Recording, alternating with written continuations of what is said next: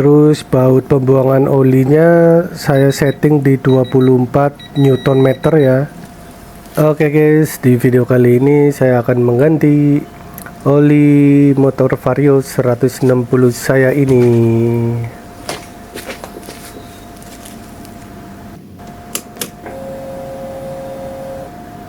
Ini motor ada indikator oli cengnya ya, menyala terus, itu tandanya penggantian olinya sudah tercapai guys. Saya setting oli ceng di 5000 km. Oke sob, kita reset oli cengnya, tekan tombol set, terus kunci kontak dihidupkan. Tendeng, sudah hilang. Oke sob, kita buka baut olinya pakai kunci shock 12. Kita buka berlawanan arah jarum jam ya, jadi muternya ke kiri.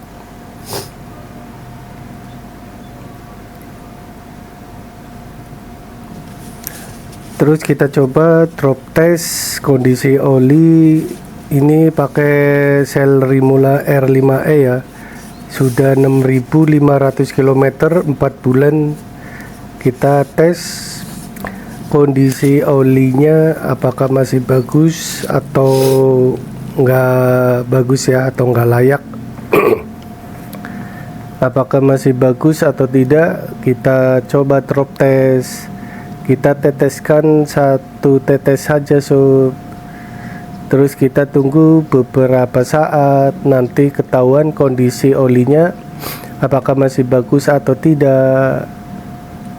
Oke, kita diamkan dulu. Terus kita buka baut oli filternya ya sob ya. Aduh, keras banget nih. Nanti saya coba kencangkan pakai kunci torsi ya sob. Oke, kita lepas filternya, nanti kita bersihin ya. Ini kondisi filternya sob masih bagus ya, nggak ada kotoran sama sekali. Mantap. Oke sob, sekalian kita ganti oli kardannya, kita train oli kardannya. Sebenarnya sih penggantian oli kardan ini cukup lama ya, 2 kali pergantian oli mesin, tapi nggak apa-apa lah, soalnya ada sisaan oli sel Rimula R5E nya ya, yang 1 liter itu. Jadi 120 saya pakai buat oli kardan, terus 850 kurang lebihnya saya pakaiin ke mesin. Oke sob, ini sel Rimula R5E nya ya, oli diesel buat motor matic. Gila ini saya beli di official store, harganya 90.000, pasti ori ya sob. Oke, kita buka. Saya mau tuangkan 120 ke botol oli kardan ya, buat oli kardannya sob. Nih 120,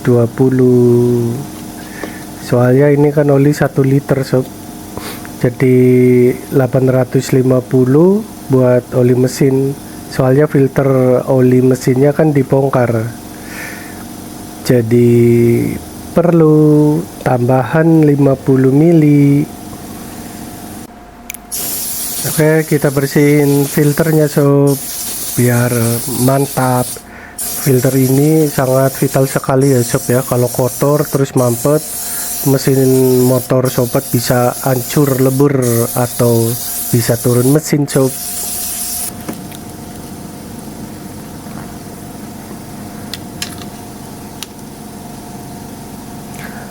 Oke sob, saya mau mengencangkan baut filter sama baut pembuangan olinya ya sob ya. Untuk baut filternya saya menggunakan torsi 20 nanometer. Saya menggunakan 20 Newton meter biar nggak terlalu keras ya sob ya. Biasanya rawan selek baut ini. Tadi aja ngelepas pakai impact susah ya sob ya. Terus baut pembuangan olinya saya setting di 24 Newton meter ya, biar enak dibukanya, nggak selek. Nih 24,4 toleransi lah ya, nggak masalah lah, yang penting nggak kenceng-kenceng banget.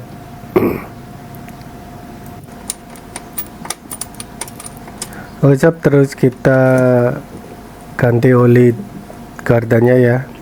Yang tadi dimasukkan 120 ml, kita masukkan, kita tuangkan semua ya. Terus kita kencangkan.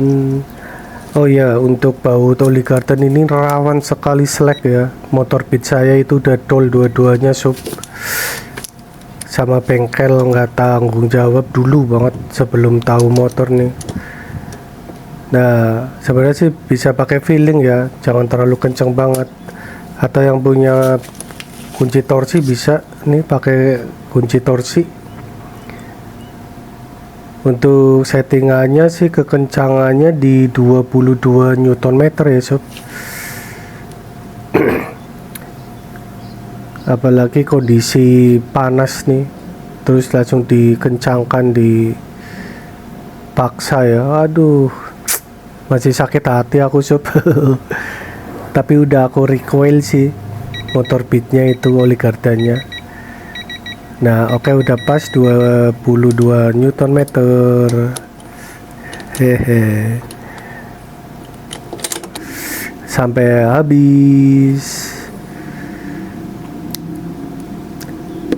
Tedeng. Terus kita tutup ya, hati-hati nutupnya ini harus sesuai perasaan dan pas ya sob ya, soalnya bisa menceng, ini bahaya, agak susah sih. Nah ini kondisi drop test olinya sob, ini termasuk kondisi bagus ya sob ya.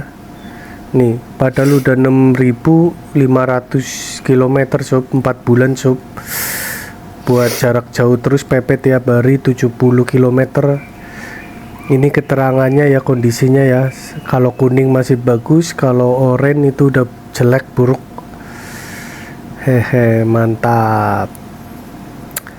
Terus ini keterangannya nih sob, nih titik tengah lingkar kedua, kalau buruk itu ya adalah baik dan buruknya ini sob.